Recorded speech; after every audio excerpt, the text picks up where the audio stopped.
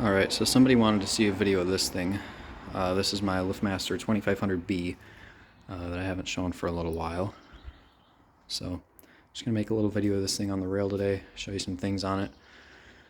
First things first, got this on the one-piece T-rail, but I did finally clean this rail off.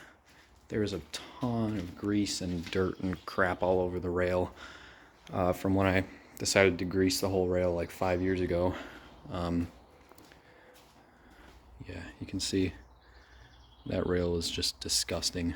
So I finally got that cleaned off, and I mean, they're still probably gonna get a little dirty if I touch it, but now I won't get completely greasy if I touch this rail. So anyway, here it is, the 2500B. First thing you'll notice is I do have a light lens on it. This light lens came off of the Craftsman screw drive. This is what the original light cover to this machine would have looked like with the smaller slits. This was made in April of 2004. There you go, model 2500B. Oh, come on, there we go. This was the first opener that could take a battery backup. Now, I still don't have a 475 LM because they're expensive, but I did bring out this power supply thing, the 580 LM, so we can at least kind of see how the opener would run in battery backup mode. That's as close as we'll get. For accessories, I have the soft glow. This is the button it would have come with, although this button doesn't seem to really work. Maybe contact issues with the push button, but I mean all these other features and buttons work fine, but this button doesn't work great, so we'll see if I can get that to work in this video. I have this remote, the 973TT programmed, and I also have the 976 LM programmed. Yeah, so, and that's the original sprocket cover to it. This one was a dumpster pull. Case is a little beat up, but whatever.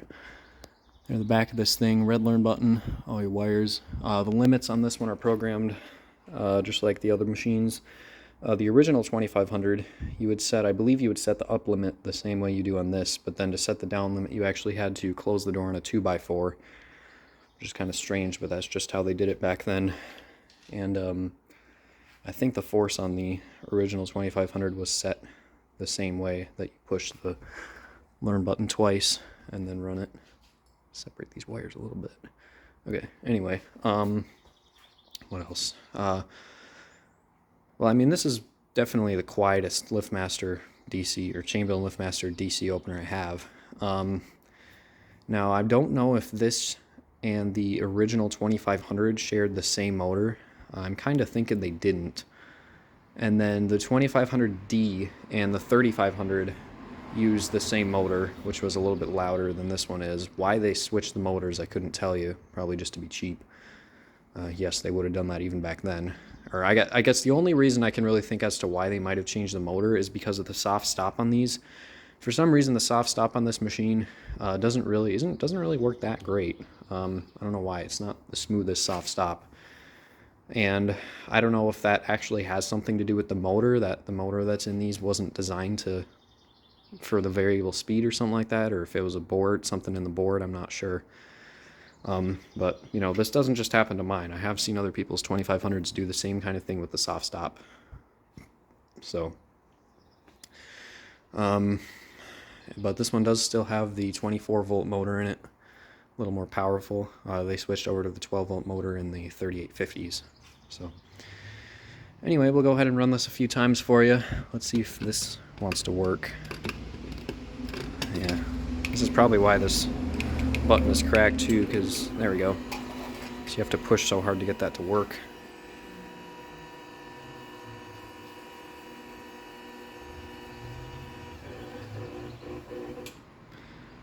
Extremely quiet machine.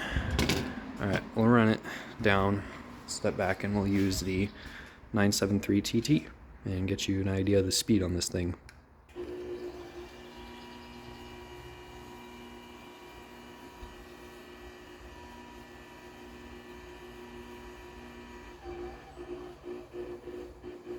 Yeah, so this machine is extremely quiet, and you can kind of see what I mean with the soft stop, just based off kind of how that motor sounds, that it's not that smooth with the soft stop. So I don't know why that is. We'll run this up using the 976 LM. Again, we'll kind of stand back.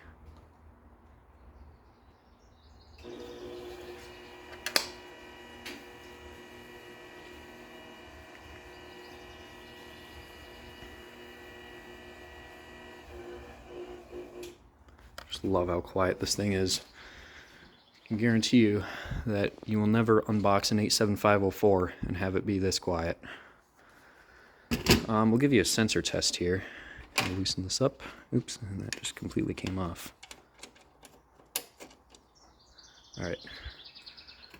We'll give you a sensor test. Maybe. There we go.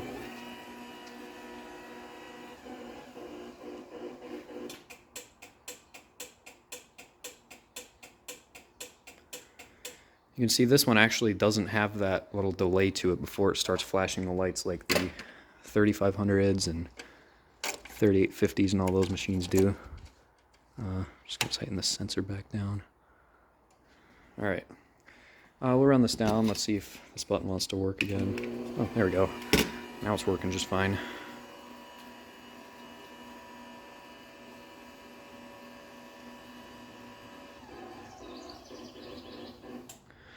Alright, so what we'll do now is we will unplug this cord, power off the opener, and we're going to hook up this power supply. So here's the plug on the end of it, and it fits directly into the battery port. Just make sure I got it going the right way here. Flat spots on that side. As you can see, just plugs in there, fits perfectly, and then you plug in this cord, and now this is what's powering the opener. Now again, the relay for the light and everything still works, but the light doesn't actually do anything because it needs 120 volts. But anyway, let's see how it runs with the power supply.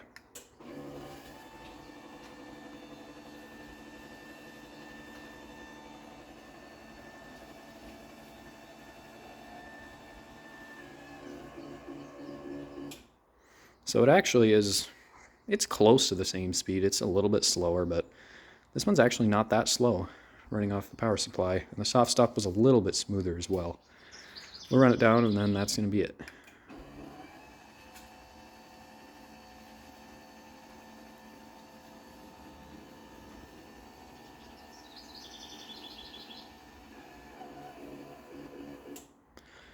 So there you go. There's a little video on the 2500B. So thanks for watching, and we'll see y'all later.